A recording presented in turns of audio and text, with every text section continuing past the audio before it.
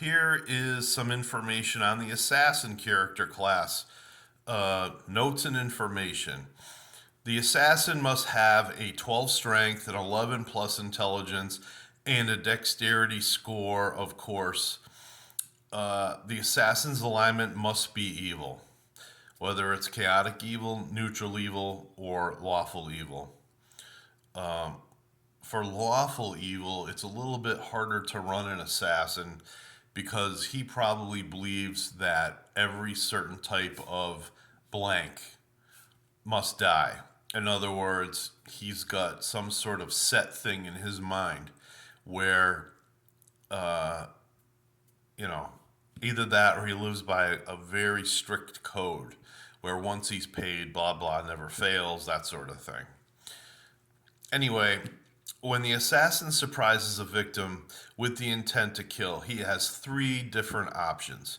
He can choose to roll to attack with surprise, as any other adventurer could, or the assassin, if behind an enemy that clearly has a spine, he can backstab as a thief at the same level, gaining +4 on his attack to hit and get the multiples of damage doing so as a thief, or attack with surprise from the sides or rear, rolling to hit at +2 if from behind, and checking to see if the creature has been instantly slain on the assassination table. You don't just roll on the assassination table, you always roll to hit first. So anyway, the DM will check that against his Dungeon Master's Guide DM screen. If the assassin fails the assassination attempt, he still scores damage. In other words, it doesn't really matter if he missed or not. He's still going to score damage, but the assassination attempt will have failed to instantly kill. And it doesn't matter how many hit points the victim was. Either he succeeds or fails. If he fails, he just takes damage. So, I don't really want to talk about that too much, only that every dungeon master can up or lower the percentage chance of the assassination attempt. If the assassin is human and he's in a dark room and a victim comes in, you're not really going to give him that much of a bonus unless that victim, say, leaves the door open a little bit and he's accustomed to the dark, and only a little bit of light has come in. So a lot of things will come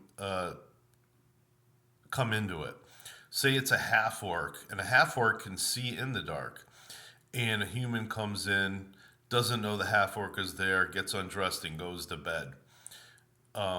That is a great opportunity for the half orc to assassinate, and the adjustment will be made as such. In other words, very, very high. Either that or just adding 20-30% to the assassination check.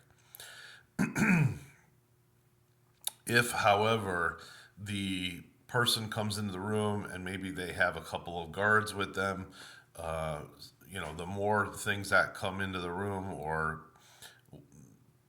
you know, you you can assess yourself that the situation will be a little bit more grim for the assassin on pulling the assassination attempt off.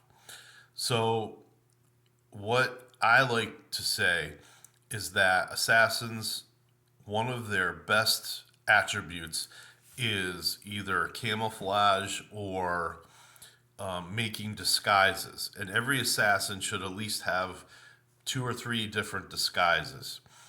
In the first edition, we're not really told what to do as far as, how good the disguise is or whatever.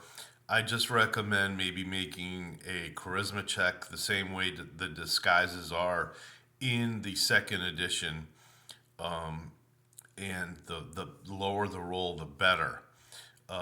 Because there is virtually no way, say, an assassin that has kind of a lithe figure, has an 18 charisma, and looks somewhat girlish. He can disguise himself as somebody of the opposite sex, get close to his victim, and there's really not too much of a way for that victim to save himself if that assassin gets full surprise and slits the victim's throat right there. Even if it is in public, if someone gets close, that's all he needs is that quick, clean shot.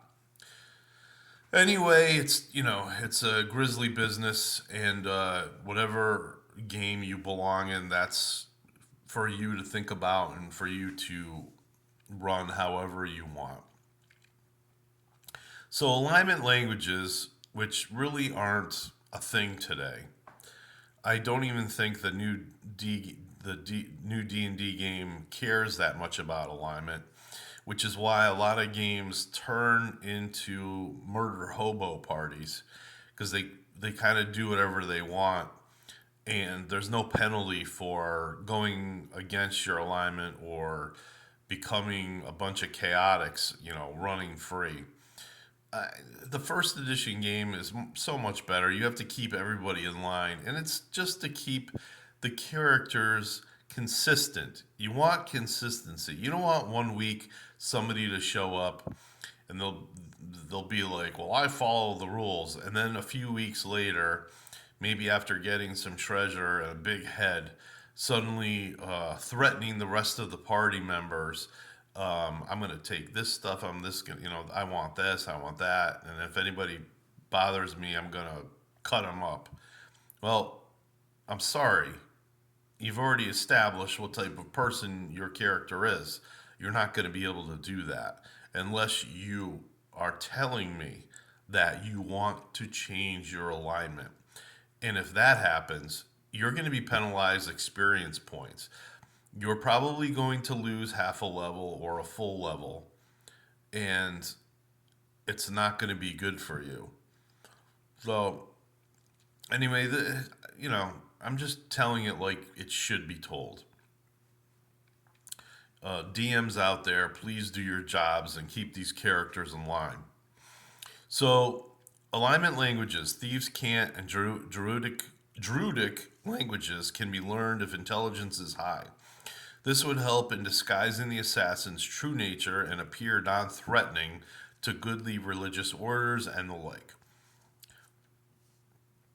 Realize that when disguising your assassin, if he's around the same person each day, that person has a 2 to 8 chance each day of discovering him. This isn't always true. If you're really laying it on thick, if your charisma scores are good, maybe you're giving gifts, maybe you're really convincing them that you are who you are. I mean, 2 to 8, that's really rough. Uh, and it says this is cumulative, increasing each day, and is also modified for low and high intelligence. Disguises have to be made, clothes purchased from 8 silver to 30 to 50 gold pieces to impersonate wealthy nobles that wear jewelry. Wigs, fake beards, hair dyes are rare and take time to make.